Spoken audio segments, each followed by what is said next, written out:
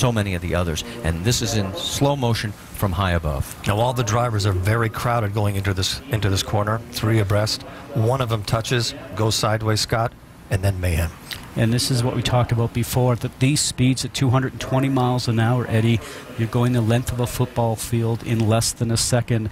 And you don't plan your next move at this speed. As you can now see, the cars starting to go one over each other, and they'll start to get up towards the catch fence.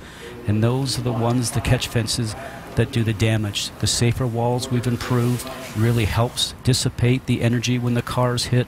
But it's the catch fencing that's above the safer barriers that these cars got up into, and that is what has done the damage.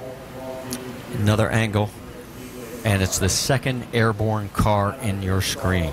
And as you mentioned, Eddie, cars just going for the same spot, and at this speed it just starts to go sideways. Cars start to climb up and over, and as further cars continue to come into frame, you'll see cars starting to slide through and jump into the air, and now watch towards the catch fence, and the car now goes up, it's airborne, and it gets catapulted, and it gets into the catch fencing with the cockpit area first, which is something that you just cannot be prepared for. And there's nothing you can actually do.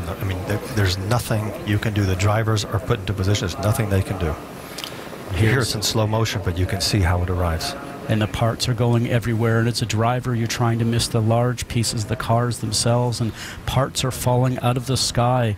You really don't know where to go or what to do, and if you escape this and you get through it, you sort of pinch yourself when you're on the far side of it and said, I made it.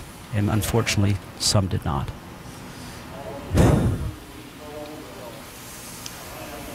Last angle on this that we will show you, as it's very painful to watch. It is. It's heart-wrenching.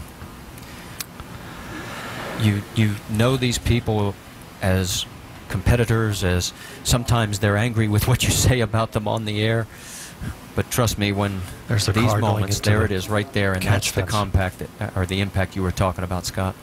Cockpit towards the catch fence. Another view from Danica's car, as she was one of the 19 that managed to make it through. She's on the lower part of the track, which was a good position to be in, but she has a bird's eye view of everything from here.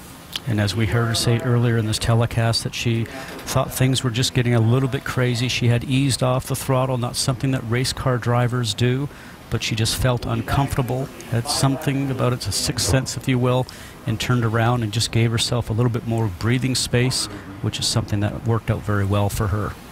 Charlie Kimball's view, he was in the middle lane, had nowhere to go. And a car went right over the top of him. And there's another car flying over the top. And literally, I've been in these accidents, there's nothing you can do. Once it starts to happen, the momentum has to just play itself out. The number 77, Dan Wheldon's car number today, has now been put at the top of the scoring pylon here at Las Vegas Motor Speedway. And the tribute lap as the cars are beginning to form, as we salute Dan Wheldon.